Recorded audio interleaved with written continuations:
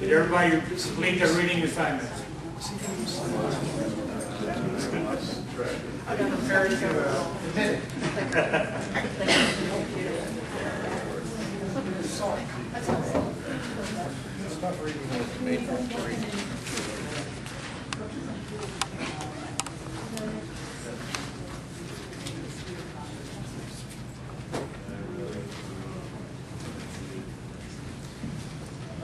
One of Thomas Jefferson's quotes is,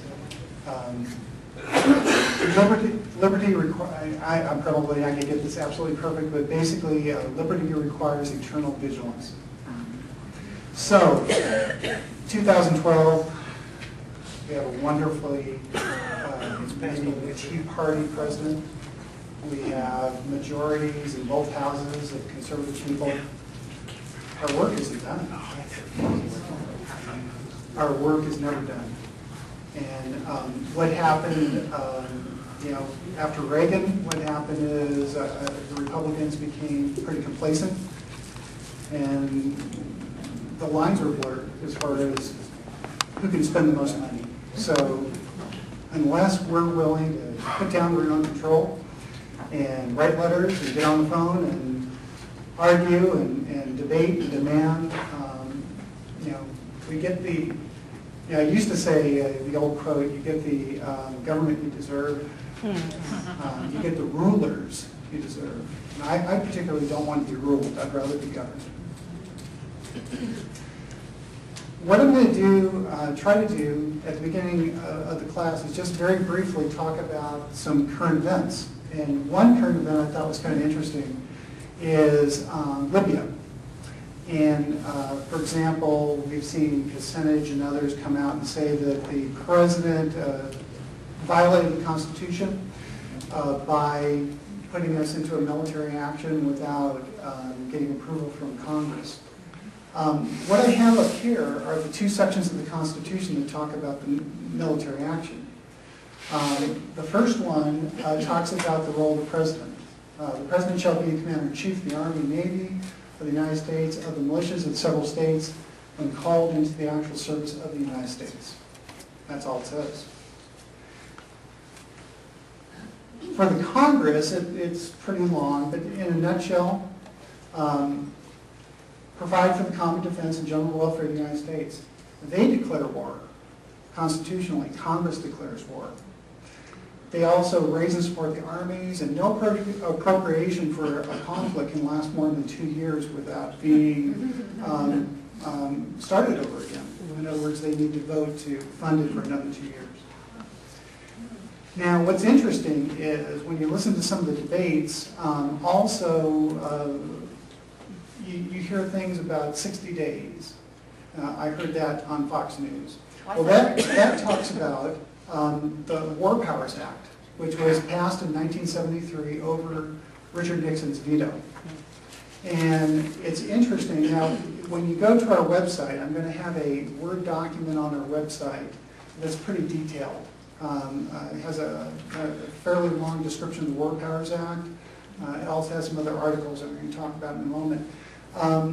But take a look at those. And in a nutshell, there's a great description of the War Powers Act and all the different presidents that obeyed it to the letter, kind of obeyed it, and totally disregarded it. So, of course, I would guess our current commander-in-chief would probably consider it unconstitutional, as he considers most of the Constitution.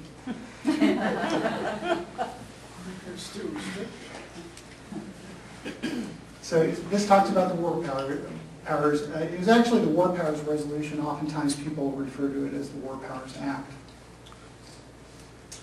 Also, I have a couple of articles in that Word document. One was pretty interesting, Slate Magazine. It was talking about, well, the title of it, as you can see, The Libyan Job, Your Sons and Daughters in Libya Fighting for France. What's interesting about what has happened, now, some of you might agree with George Bush, George W. might disagree with him. He spent like a year trying to initiate, the Afghanistan operation or the Iraqi war. I mean, he put a lot of time into it. And so this Libyan situation is pretty interesting because weeks and weeks went by, people were getting slaughtered in the streets by aircraft, by tanks, it was like over a weekend, the decision was made to get involved. Congress wasn't talked to. They were on a recess, but they could have been talked to. The American people were not addressed about the conflict. But we made sure that we were in line with the United Nations, and we were in line with England and with France. And it's a pretty, yeah, and, to a very small degree. But it's a pretty interesting situation we find us in where France is leading in the conflict, and we're following. So, and then, one of the arguments, by the way, with the Libyan conflict was we're sharing the load, we're sharing the expenses. Yeah, right. I don't know if you've read, but the first day of our missile launches, we shot off like 120 at $5 million apiece, and England shot off 3. So yeah, we're sharing the expenses. The other article is pretty fascinating. It was written by George Will. George Will does some pretty good columns. It was talking about St. Louis and how by using blight laws, they're able to seize buildings. What laws? Blight Yeah. laws, able to seize buildings. And what that allows the city to do is then tear down the building and allow some contractor to come in and put in up a condo or some other business that they could make more taxes at. So that in and of itself is a pretty disturbing trend, and it's based upon a 2003 Supreme Court ruling that allows governments to do that very thing. In the past, you would be able to use eminent domain to take a building, take a home, because you needed it to put a school there, or a road was coming through, or something like that, or a highway. Well, now, governments can take your property if the next person who then takes over your property will pay more tax revenues. So, very disturbing. And of course, Congress hasn't done anything about it. So in St. Louis, there's a gentleman who painted like a 20-foot high red circle with a slash in it as a protest, and has some language, I forget exactly what the language is in it, but it's basically a protest against the city doing this. Well, then the city comes and says, you don't have a permit for that advertising. So then he files a permit, and they reject it. So here's so basically the issues are, number one, can the government really come in and just take your property because they'll get higher taxes from somebody else? And then the other one is, goodness, if our founders hadn't thought in terms of freedom of speech in a situation like this, then it doesn't apply anywhere. So I certainly don't want all my neighbors to start creating billboards, but boy, I sure applaud the gentleman for what he's doing.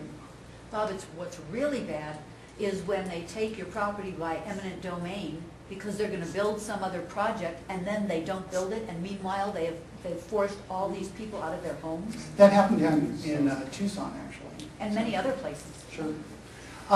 So, kind of scary stuff. So this is another reason why we have to understand our rights, our constitutional rights. Yes. I understand, and I mentioned this earlier too, but I just want to make a point that I heard a discussion saying that, yes, the Congress is allowed to declare war, but they debated, the founders did, and during the debate they said, yes, the president wages war, and the Congress declares war, and there was a separation, and there's still the balance, being that the Congress can not fund a war, they don't approve, but the president still has the right to wage war as a commander-in-chief, and that was their understanding of it. It was actually, yeah, we need to kind of move ahead, but we are going to talk about the military tonight, and as far as those portions of the Constitution.